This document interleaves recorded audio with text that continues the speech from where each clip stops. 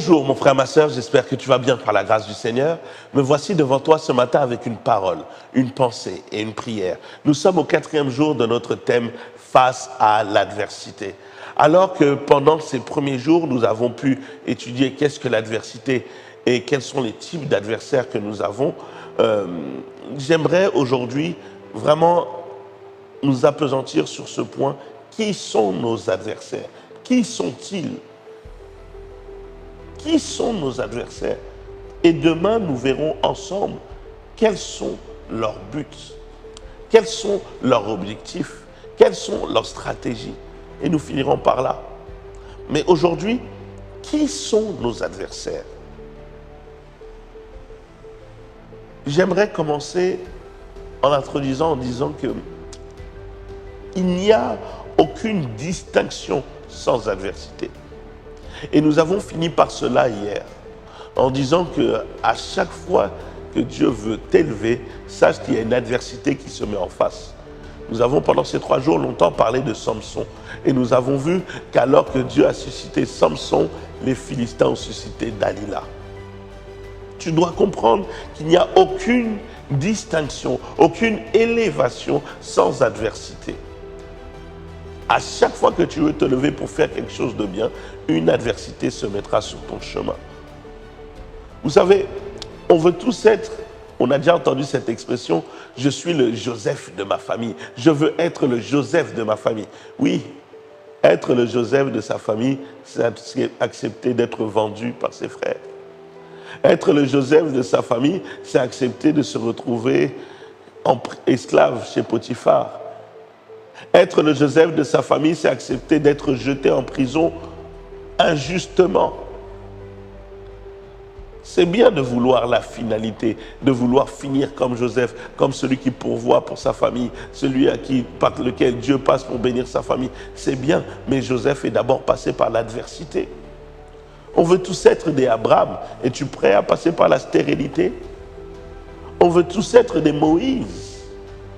Es-tu prêt à passer par l'adversité qui s'appelle Pharaon? On veut tous être des David. Es-tu prêt à affronter Goliath? Es-tu prêt à accepter et à affronter l'adversité qui s'appelle Saül? Même Jésus, qui est assis à la droite de Dieu aujourd'hui, à la droite du Père, a rencontré l'adversité. L'adversité du diable, mais également l'adversité des hommes. Alors, aujourd'hui, j'aimerais nous rappeler qui sont nos adversaires. Et il y en a, j'en donnerai 5. Mais il peut y en avoir énormément. Mais je donne 5 principaux adversaires. Premier adversaire que nous connaissons tous, c'est le diable et ses agents. Le diable et ses agents. J'aimerais te dire une chose. Ne joue pas avec le diable. Le diable déteste l'homme, déteste l'humanité à un point qu'on ne peut pas imaginer. Le diable te déteste, mon frère, ma soeur. Le diable a une haine viscérale contre l'homme que Dieu a créé. Pourquoi?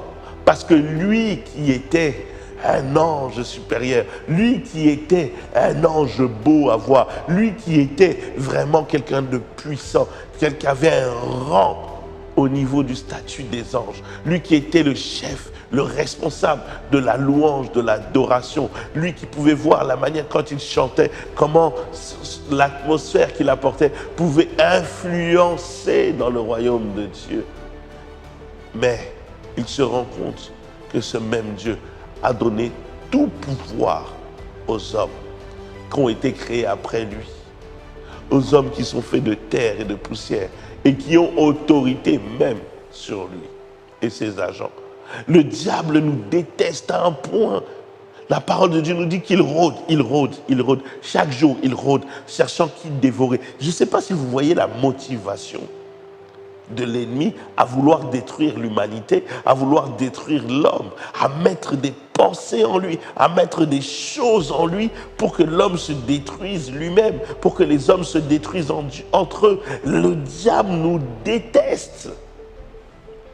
Et Malheureusement, d'autres personnes veulent faire alliance avec lui, l'invoquent, font des cérémonies, alors qu'ils ne se rendent pas compte que tout ce qu'il veut, c'est les amener dans le feu éternel, parce que le diable connaît sa fin. Ton premier adversaire, c'est celui qui rôde. C'est le diable et ses agents. Deuxième adversaire que nous avons, c'est la chair. Ta chair. La parole de Dieu nous dit que la chair a des désirs contraires à ceux de l'esprit. Notre chair nous combat tous les jours. Ses désirs nous combattent tous les jours. Elle a envie de manger, elle a envie de boire, elle n'a pas envie de se soumettre à l'autorité de Dieu. La chair a envie de faire ce qu'elle veut. La chair veut être indépendante. La chair veut faire seulement sa volonté. La chair veut satisfaire ses pulsions, ses désirs sexuels, peu importe avec qui, peu importe comment, peu importe de quelle manière. La chair veut t'amener à pécher contre Dieu. La chair veut t'amener à repartir à la poussière. La chair veut t'amener à dominer, à détruire les autres, à prendre autorité sur l'homme qui est homme comme toi, à détruire cette personne qui est à côté de toi. La chair t'amène à être égoïste. La chair est un adversaire redoutable que nous devons apprendre à dompter. Troisième ennemi, bien sûr, c'est le péché. J'aimerais te dire, mon frère, ma soeur, il n'y a aucun péché qui doit être ton ami. Oh non, c'est juste un petit péché. Non, c'est juste un petit truc. C'est un petit péché qui peut t'amener de grands dégâts. C'est un petit péché qui peut t'amener dans un grand feu. C'est un petit péché qui peut te faire rater le ciel. Mon frère, ma soeur, le péché, il est contre toi. Même ce péché-là que tu dis, ça me fait du bien. Non, ce petit mensonge, c'est pour m'aider à me sortir d'une situation. Non, ce petit vol-là, c'est pour m'aider à acheter quelques petites choses. Cette chose-là que tu aimes, c'est cette chose-là qui te détruit. Le péché nous détruit. La parole de Dieu nous dit une chose claire. Et il n'y a rien de plus clair pour définir le péché. Le salaire du péché, c'est la mort. Point. Le péché est égal mort. Le péché est égal mort. Le péché est égal mort. Le péché est égal mort. Il n'y a pas d'autre mot. Il n'y a pas d'autre définition. Le péché qui a l'air bon t'amène tout simplement à la mort. Quatrième péché ou quatrième adversaire, je parlerai là de la mort. La mort est un adversaire terrible. Pourquoi? Parce que la mort vient mettre fin. La mort stoppe tout. La mort stoppe toute activité. La mort stoppe tout espoir. La mort vient stopper la possibilité d'arranger ou de réparer. La mort met fin à tes rêves. La mort met fin à tes désirs. La mort s'arrête là. Ça s'arrête. C'est fini. La mort est un adversaire que tu dois être capable d'éviter. La mort met fin à tout. Elle met un point final à ta vie. La mort vient détruire une relation. La mort vient détruire quelque chose qui devait pousser une plantation. La mort, lorsqu'elle rentre dans ta vie, elle ne discute pas. Elle met fin. Elle arrête tout. Elle stoppe tout. La mort, lorsqu'elle rentre dans un couple, c'est compliqué. La mort, lorsqu'elle rentre dans une famille, c'est compliqué. Si vous laissez de l'espace à cet adversaire, il mettra fin à tout. Plus rien ne pourra pousser. Plus rien ne pourra grandir. Plus rien ne pourra ressortir.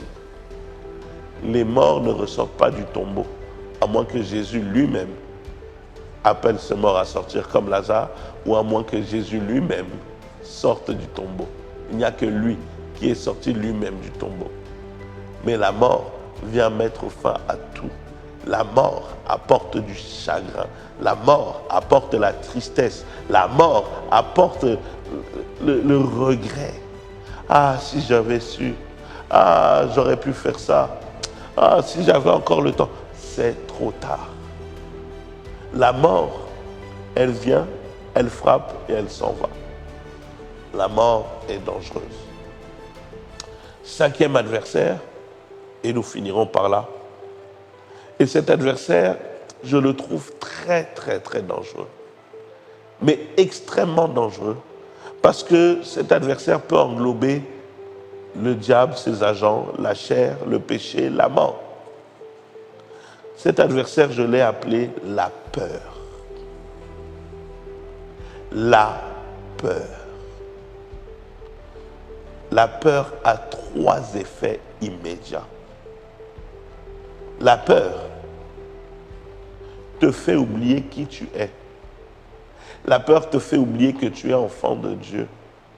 La peur te fait oublier ton statut. La peur te fait oublier qui tu es réellement. Parce que la peur va te paralyser. Elle va t'empêcher de faire. Elle va t'empêcher d'avancer. Elle va t'empêcher même d'obéir à Dieu. Elle va t'empêcher d'investir. Elle va t'empêcher d'avancer. La peur va t'empêcher. Qu'est-ce que les gens vont dire? Qu'est-ce que les gens vont faire? La peur te met dans une angoisse telle que tu ne peux plus rien faire. Deuxième effet, la peur te fait oublier qui est Dieu pour toi. En fait, la peur t'enlève la foi. Quand tu as peur, tu oublies que ce Dieu-là, c'est un Dieu de miracles. Tu oublies que c'est un Dieu qui sauve. Tu oublies que c'est un Dieu qui délivre. Tu oublies que c'est un Dieu qui garde. Tu oublies. La peur te fait même oublier qui est Dieu. La peur te fait croire que tu es tout seul, que Dieu n'est pas là, que Dieu n'est pas à tes côtés. La peur peut t'enlever l'image de Dieu d'un coup. Tu as l'impression que Dieu n'a jamais rien fait pour toi, que Dieu n'est pas capable de faire quelque chose. La peur te paralyse à un point et t'efface l'image de Dieu dans ton cœur. La peur est un adversaire redoutable qui peut t'amener à la mort. La peur, le diable utilise la peur, a utilisé la peur pour les enfants d'Israël dans le désert. La peur, le diable a utilisé la peur pour bloquer l'armée des Philistins pendant 40 jours et 40 nuits. Et il a fallu un courageux comme David pour relever le défi. La peur peut t'empêcher de te convertir. La peur peut t'empêcher de croire en Dieu. La peur est le plus grand ennemi de ta foi. La peur. Troisième effet, la peur te fait oublier l'amour que Dieu a pour toi. Mon frère, ma soeur, Dieu t'aime. Mais quand tu as peur, tu oublies même que ce Dieu-là t'aime. Quand tu as peur, tu oublies que ce Dieu a donné sa vie pour toi. Qu'il a donné sa vie à la croix pour toi par amour. Tu oublies son amour pour toi, qu'il a tout fait pour toi, qu'il a donné sa vie, qu'il a donné son corps, qu'il s'est fait percer aux mains et aux pieds pour toi et sur le côté pour toi. Tu oublies son sacrifice. Tu oublies ce qu'il a fait. Tu oublies que Dieu t'aime. Tu oublies qu'il t'a envoyé le Saint-Esprit, qu'il ne t'a pas laissé seul. La peur te fait oublier l'amour de Dieu. Je t'assure, mon frère, ma soeur, ne cède pas à la peur. C'est un adversaire redoutable. C'est un adversaire dangereux. C'est un adversaire que le diable utilise pour tromper. C'est un adversaire que le diable va faire pénétrer dans ta chair. C'est un adversaire que le diable va utiliser pour t'amener à pécher contre Dieu, pour t'amener la mort dans ta maison, dans ta vie. C'est un adversaire que le diable va utiliser pour te détruire. La peur. Ne cède pas à la peur. Ne laisse pas la peur t'envahir. Ne laisse pas la peur te détruire. Alors, laisse-moi faire pour toi cette prière. Notre Père et notre Dieu, je prie, Seigneur, que maintenant, que tu nous as ouvert les yeux sur nos différents adversaires, que sont le diable et ses agents, qu'est la chair, le péché, la mort et la peur. Seigneur, donne-nous la force, la puissance, la capacité dans notre foi, dans notre âme, dans notre cœur, dans notre esprit et dans notre corps pour surmonter tous ces adversaires. Mais surtout, cher Saint-Esprit, nous avons besoin de toi. Sans toi, il nous est impossible de vaincre l'ennemi, de vaincre le péché, de vaincre la chair, de vaincre la peur ou la mort. Sans toi, il nous est impossible. C'est pour ça, nous faisons appel à toi, l'Esprit le plus puissant qu'il y ait. C'est toi, cher Saint-Esprit de Dieu. Aide-nous, équipe-nous, donne-nous la force et la victoire sur nos adversaires. Que toute la gloire et l'honneur te reviennent. Au nom de Jésus. Et nous disons Amen. Que Dieu te bénisse, mon frère, ma sœur. Passe une excellente journée. N'oublie pas de partager cela à quelqu'un ou même de commenter notre page YouTube, de liker, de partager. Cela peut faire du bien à quelqu'un. Que Dieu t'ouvre les yeux, que son esprit t'accompagne face à tout type d'adversité, que tu ressortes de toutes ces adversités plus que vainqueur. Que Dieu te bénisse, mais surtout n'oublie pas que Dieu est un bon Dieu. Amen.